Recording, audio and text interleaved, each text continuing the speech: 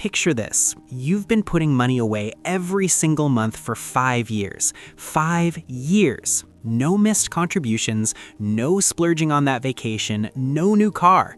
You check your portfolio and it's barely bigger than what you put in yourself. You start wondering, am I doing this wrong? Is the market broken? Is investing just a scam designed to make rich people richer while the rest of us spin our wheels? Here's the thing. You're not doing anything wrong. You're actually right on schedule. You just don't know what schedule you're on. Today, I'm going to show you a concept called the 8-4-3 rule, the actual mathematical rhythm of how wealth compounds over a 15-year cycle. I'm going to walk you through the 3 distinct phases, the real dollar numbers, the psychological traps that make people quit right before the magic happens, and exactly what you need to do to not be one of those people. My name is Bruce, and I spend way too much time thinking about how compounding actually works, and more importantly, why most people never stick around long enough to experience it.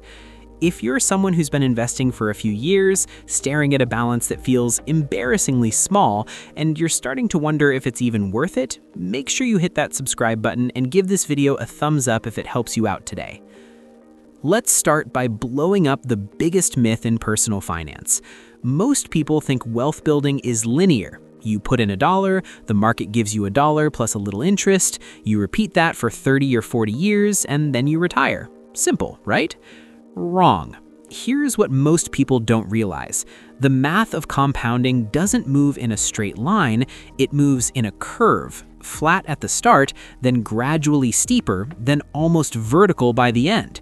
And the problem is, most of us abandon the process during the flat part, never knowing the vertical part was just around the corner.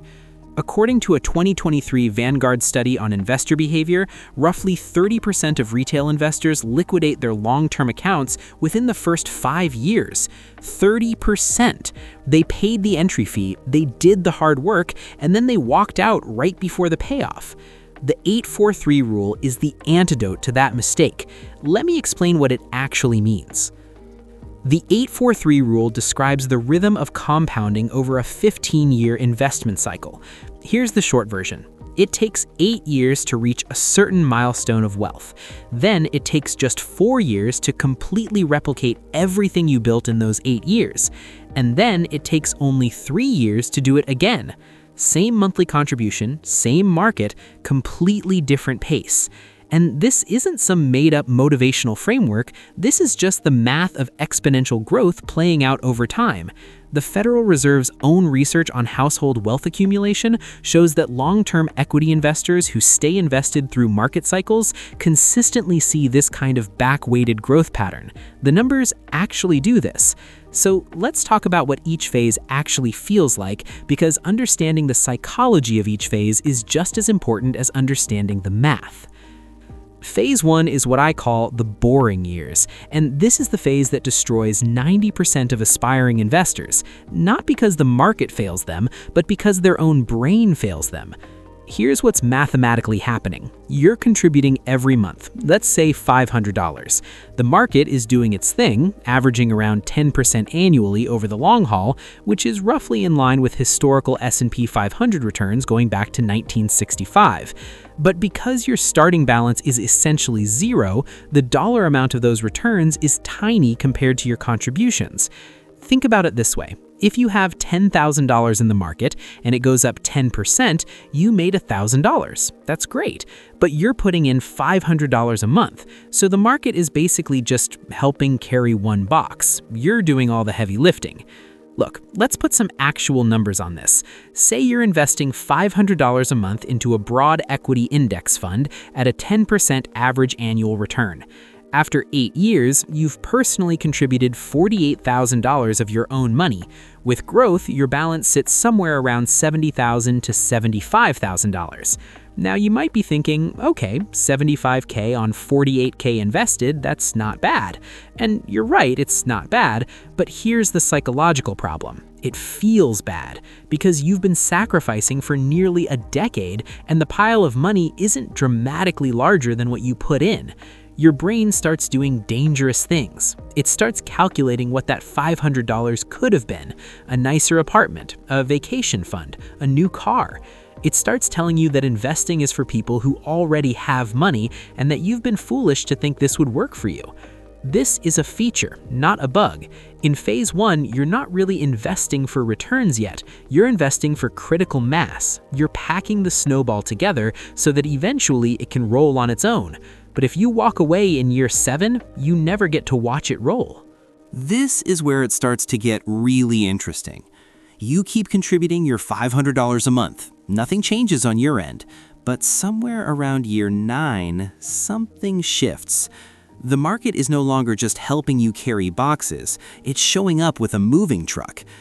In phase 2, years 9 through 12, your money grows by roughly the same amount it grew in the entire first 8 years, in just 4 years. Think about that efficiency. It took you 96 months of grinding to build the first block of wealth.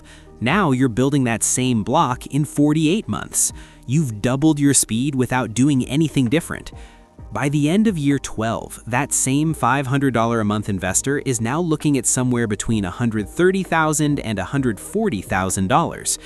You went from $75K to $140K in just 4 years. The returns on your previous returns are now generating their own returns. This is the snowball mode people talk about, except now you can actually see the snowball moving. Psychologically, this phase is a relief. You stop dreading your monthly transfer and start getting genuinely excited about it. You start to understand on a gut level why the old gurus kept saying time in the market beats timing the market. You lived through the volatility of the first 8 years, you survived a correction or two, and now you have the calluses to prove it. But as good as phase 2 feels, it's just the warm-up. Phase 3 is where the human brain actually malfunctions, because we are wired for linear thinking. Walk from point A to point B, that's something we understand. But exponential growth? Our brains have no framework for it. Years 13, 14, and 15, just 36 months, and in this tiny window, that same $500 a month investor pushes past $200,000. You went from $140K to over $200K in 3 years. That's another entire block of wealth, built in less time than a presidential term. At this point, your monthly contributions almost don't even matter, though you should absolutely keep making them because discipline compounds too. But the heavy lifting is now automated. The interest is earning interest on the interest. You might have days where a 1% market move swings your portfolio by more than you earn at your job in a week. That's not luck, that's 15 years of consistent patience paying a dividend. Here's what most people don't realize. This is exactly why the wealthy seem to make money effortlessly. They're not smarter, they just have the capital and the patience to already be living in phase 3. Now, I need to talk about the things that can destroy this entire timeline, because the 8-4-3 rule only works if you don't interrupt the machine. Trap number 1, fees. This one is silent and devastating. If you're paying a 2% annual management fee to an actively managed fund, you're dragging an anchor behind your speedboat. Over 15 years, that 2% doesn't just cost you 2%, it flattens the compounding curve. A 2020 analysis from NerdWallet estimated that a 1% fee difference over 30 years could cost the average investor over $100,000 in lost growth. Low-cost index funds and ETFs are not just a preference, they're a strategic necessity. Trap number 2, emotional exits. This is the big one. Checking your portfolio every week when the market is down 15% is like checking your oven every 2 minutes and wondering why the cake isn't done. Market corrections during phase 1 are actually good for you. You're a net buyer of stocks and you're getting units on sale. If you understand the 15-year timeline, a crash in year 4 is just a clearance sale. You don't panic, you go shopping. Trap number 3, raiding the fund. If you cash out at year 10 to buy a boat, you're not just spending principal, you're killing the exponential phase. You're chopping down the tree right before it bears fruit. The 8-4-3 rule shows us that the majority of the reward is backloaded. It's hidden at the end. Stopping early doesn't just delay the reward, it eliminates it. All right, so how do you implement this?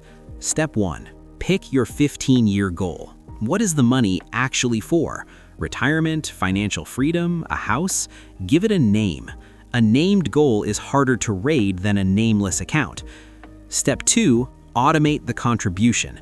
The 8-4-3 rule runs on consistency, not willpower. Willpower fails when the market is down, when a gadget is shiny, when life is messy. Automation doesn't care, it just buys.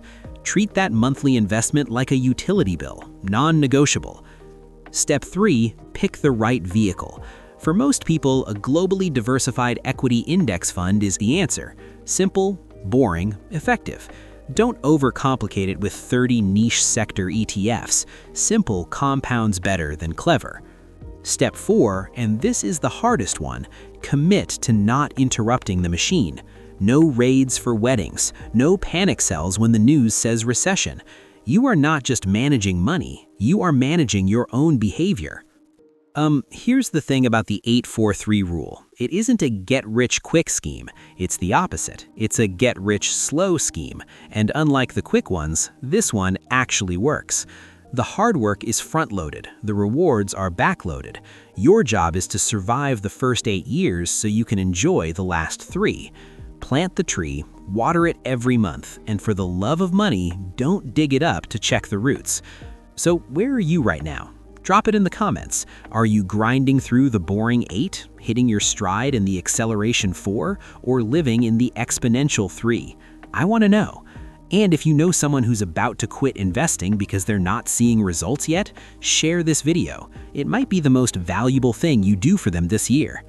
Thanks for watching, and I'll catch you in the next one.